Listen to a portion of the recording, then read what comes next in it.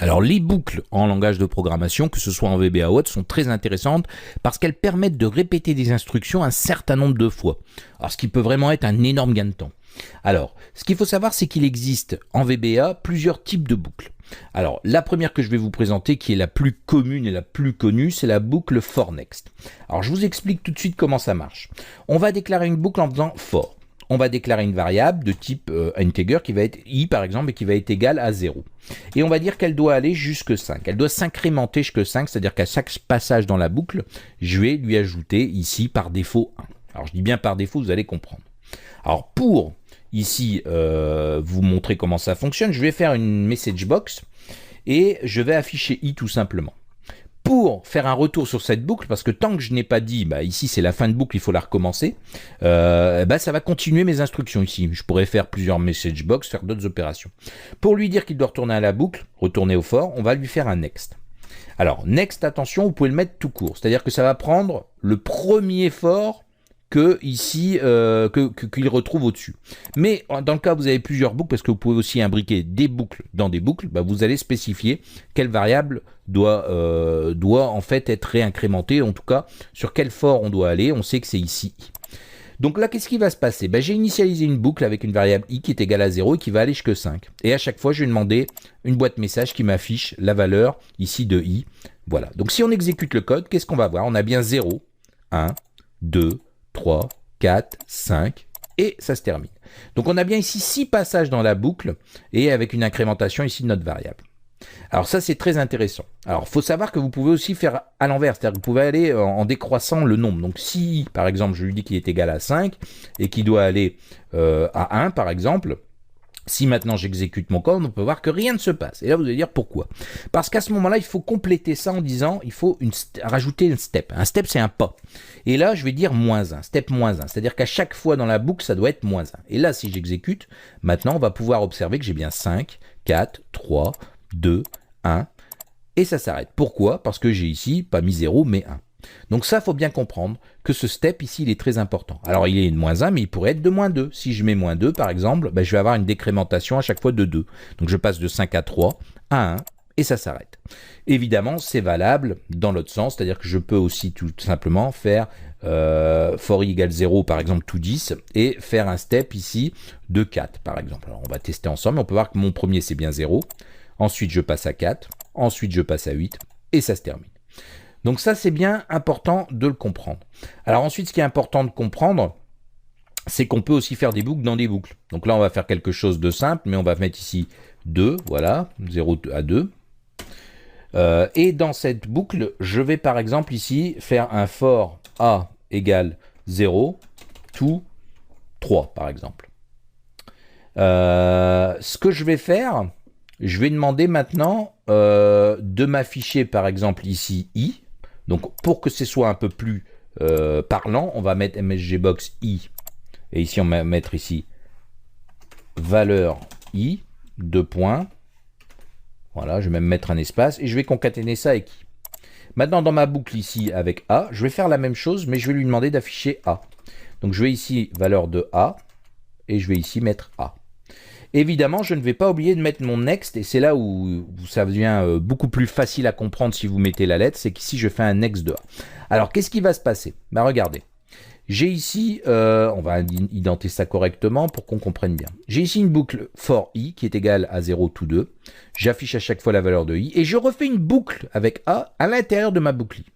Vous allez voir ce qui va se passer, on va l'exécuter ensemble pour qu'on comprenne bien. Donc, valeur de i, 0. Donc là, c'est normal. Maintenant, on va tout de suite passer à la valeur de a, parce que ici, j'ai demandé une boucle dans la boucle. Donc a égale 0, 1, 2, 3. C'est parfait. Si je fais OK, on a 0 qui s'affiche. Alors j'ai oublié mon msgbox i, on va dire que lui, il ne devrait pas apparaître. Maintenant, on passe bien au deuxième tour de boucle de i, où là, on peut voir que i est passé à 1. Et je vais à chaque fois avoir valeur de a, 0, 1, 2, 3, et ça, ainsi de suite.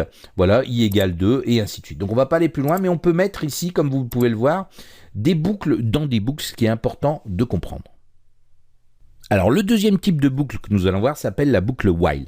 Alors, elle est un peu différente parce que ça va être plutôt une boucle conditionnelle qui va s'effectuer selon une condition. Donc, je vous montre tout de suite comment ça fonctionne.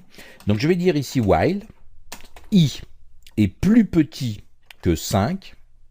Bah à ce moment-là, ce que je vais faire, je vais décrémenter i à chaque fois. Alors pourquoi je fais ça? Parce que si ici je demande de faire un MSGBox tout simplement i, et que pour terminer mon retour de boucle, ici ça va être wend, donc ça fonctionne comme le next for next, et bah ici c'est while, la condition, et wend en dernier pour revenir ici. Bah, si je fais ça, qu'est-ce qui va se passer ici? Bah, je vais avoir i, i il est égal à rien du tout, d'ailleurs on peut le faire. Ce qui nous permettra de voir autre chose. Il est égal à rien, mais le problème c'est que mon code tourne en boucle. Et là, je ne peux plus sortir de mon code. Alors rassurez-vous, pour ça, il y a une possibilité avec Excel à bien retenir, c'est d'utiliser la combinaison de touches CTRL plus pause de votre clavier. Vous pouvez voir qu'automatiquement, ici, on a une exécution interrompue et on peut revenir là. Alors ce qui est très important, parce qu'une boucle comme ça, qui serait perpétuelle, là c'est parce que j'affiche un MSGBox, mais si je mets rien dedans, votre programme risque de planter complètement. Ça, c'est quelque chose quand on débute qui arrive souvent, donc retenez bien CTRL pause pour arrêter quelque chose qui tourne en boucle indéfiniment, ce qui est important de le savoir. Alors ce que je vais devoir faire ici pour que ça se vérifie, parce que là, en fait, la condition c'est que i est plus petit que 5, et comme i il est égal à rien, il est toujours plus petit que 5 pour VBA. Donc ce que je vais faire avant de l'afficher, je vais le décrémenter. Pour ça, je vais dire que i, il est égal à i moins 1. Je vais décrémenter 1 à chaque passage dans la boucle. Et là, je vais afficher i, ce qui va être intéressant.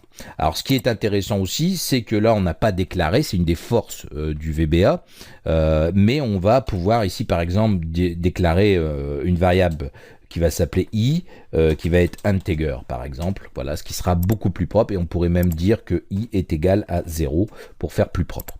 Alors maintenant, ce que je vais faire, je vais ici exécuter ma boucle et on peut voir que j'ai moins 1, moins 2, moins 3, moins 4, moins 5, moins 6, moins 7, et indéfiniment. De nouveau CTRL pause, parce que ici j'ai une erreur de boucle, encore une fois elle est perpétuelle cette boucle, parce que i sera toujours plus petit que 5 parce qu'au départ il est à 0. Par contre, ce que je dois faire ici, c'est déclarer i à 0 et tout simplement additionner au lieu de décrémenter. Je pense que vous aurez compris, j'ai fait évidemment exprès, mais là on va pouvoir voir que maintenant si j'exécute, j'ai bien 1, 2, 3, 4, 5, et maintenant on peut voir que je reviens, ça s'arrête.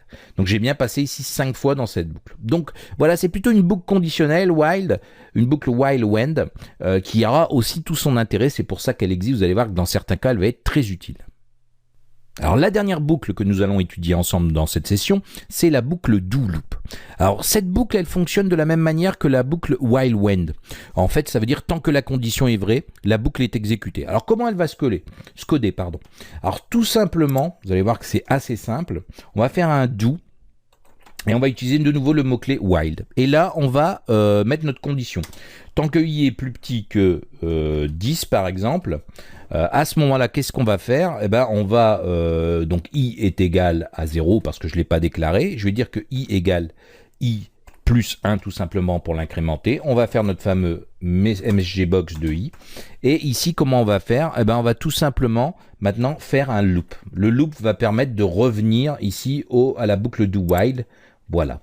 Donc si je fais ce type de boucle ici, vous pouvez voir que c'est encore une fois une boucle conditionnelle qui va ressembler vraiment à while wend et qui ici va me permettre tout simplement d'avoir des chiffres qui vont aller de 1, 2, 3, 4, 5, 6, etc.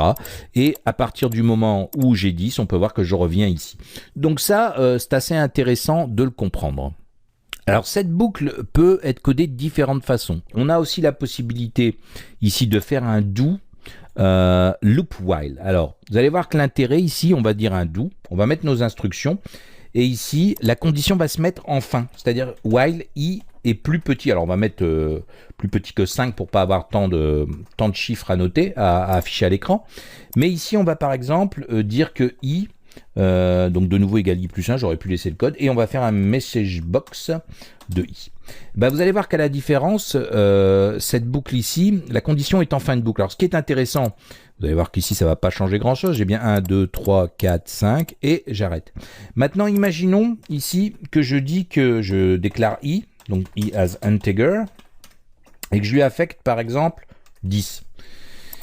En fait, la différence avec tout à l'heure, c'est que au moins ici, cette condition, cette boucle do loop va être exécutée une fois quoi qu'il arrive. Regardez ce qui se passe. J'ai 11 et ça s'arrête. Pourquoi? Parce que je lui dis de faire une boucle, d'incrémenter i, d'afficher i, et ici de revenir au do tant que i est plus petit que 5. Sauf que là, Ça s'est déjà exécuté. Donc l'avantage ici du do loop while, avec une condition enfin, ici de while, ça va permettre tout simplement d'exécuter cette boucle même si la condition, enfin que la condition au moins une fois, sans vérifier la condition. Donc ça peut être très intéressant. Alors autre chose qui va être intéressant avec ce loop while, c'est que vous allez pouvoir remplacer tout simplement while par until. Plutôt que de répéter la boucle tant que la condition est vraie, il est possible de quitter en fait la boucle lorsque la condition est vraie, en remplaçant while par until. Donc ici on va pouvoir faire until. Et si maintenant j'exécute ce code, on peut voir que j'ai 11 qui s'affiche, 12, 13, 14, 15. Alors évidemment, là c'est pas bon, CTRL pause. Fin. Je vais initialiser évidemment cette boucle à 0, sinon ça n'a pas grand intérêt. Voilà, donc 1, et on peut voir que en fait là, à la différence de tout à l'heure, c'est cette condition est vraie, donc ça arrête la boucle. Voilà, donc si ici je le passe à un nombre supérieur à 5, automatiquement cette boucle va être infinie. Voilà, donc je vais devoir faire CTRL pause. Et ici, si je mets une valeur de 2, évidemment, ici, ça exécute bien le do loop, mais ici, au lieu de while, ça veut dire tant que, ici, ça va être si c'est vrai, une fois, eh ben, ça arrête la boucle. Et c'est exactement ce qui va se passer. 3, voilà, ça s'arrête. Alors, ce qu'il faut retenir aussi, c'est que vous avez les possibilités de quitter les boucles par le code. C'est-à-dire qu'ici, je pourrais faire un do, et si je veux quitter ce do, enfin cette boucle, je vais faire un exit do tout simplement. Donc là évidemment ça ne fonctionnera pas, si j'exécute rien ne se passe, parce que je fais une boucle et je lui dis de quitter la boucle directement avant de pouvoir revenir. Alors c'est assez simple à retenir, hein. Pour quitter une boucle for, vous allez utiliser exit for, exit do. Voilà, tout ça est facile à retenir, donc je vous rappelle que pour une boucle for next, on va utiliser exit for. Maintenant, vous savez utiliser les boucles, alors rassurez-vous, essayez de vous amuser avec, n'oubliez pas le raccourci CTRL pause qui vous permet de couper, de stopper l'exécution de votre code, parce que sinon, en cas de boucle infinie, vous n'arriverez plus à récupérer la main sur votre programme, et rassurez-vous, c'est des choses qui arrivent très souvent dans un premier temps, on oublie d'incrémenter une variable ou autre, et la boucle est infinie, ça fait planter le programme. Bon, ça c'est des choses que vous allez certainement rencontrer. En tout cas, maintenant, vous savez utiliser les boucles, vous connaissez les différents types de boucles, et vous allez voir que certaines vont être vraiment utiles lorsque vous allez développer des macros avec Excel.